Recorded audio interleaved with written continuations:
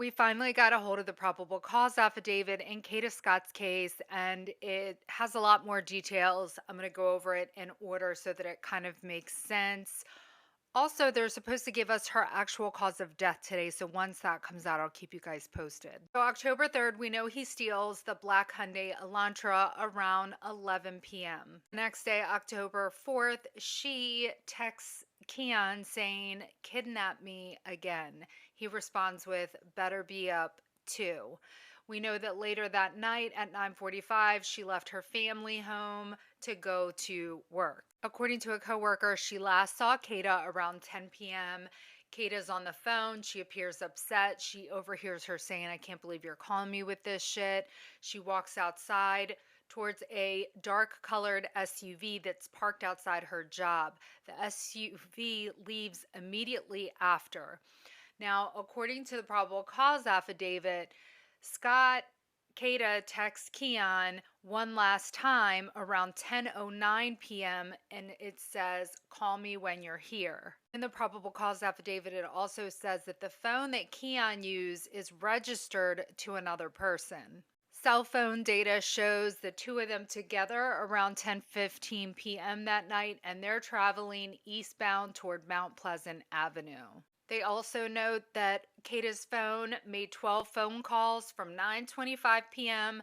to 10:12 p.m. And after 10:24 p.m., there is no more activity on her phone, which leads investigators to believe that she was killed around 20 to 30 minutes after her disappearance. Right at 10:28 p.m., they see a dark colored vehicle pull into the Aubrey Recreation Center. It backs in by the playground.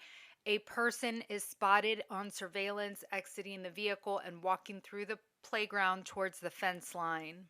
Cell phone data also shows that Keon traveled towards Aubrey Arboretum around 11 p.m. October 5th is the next day, and Kata's family reports her missing. Later that night, on October 5th, around 11:39 p.m., a vehicle pulls into the parking lot near the Aubrey Recreation Center. The vehicle parks and it appears to be King's Toyota Camry. According to the probable cause affidavit, surveillance video shows two people exit the Camry. One of the individuals was on foot, while the other appeared to be riding a motorized scooter or an e-bike.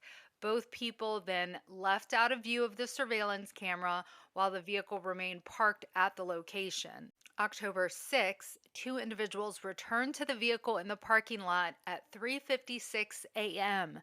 The two people emerged from the playground and approached the area where the Toyota Camry had been parked. According to investigators, one of the individuals motioned towards the other vehicle parked in the area.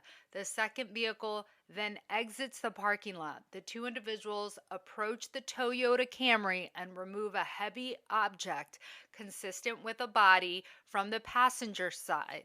They then carry the object towards the playground area. About half an hour later, around 4:25 a.m., the two individuals approached Toyota Camry, entered it for a short time before exiting and walking back towards the playground area out of view of the camera. October 7th, around 2:48 a.m., a person is spotted running from the playground area of the rec center and entering the driver's seat of a Toyota Camry before driving off. Shortly after 3 a.m. that morning, police respond to the report of a burned Hyundai Accent.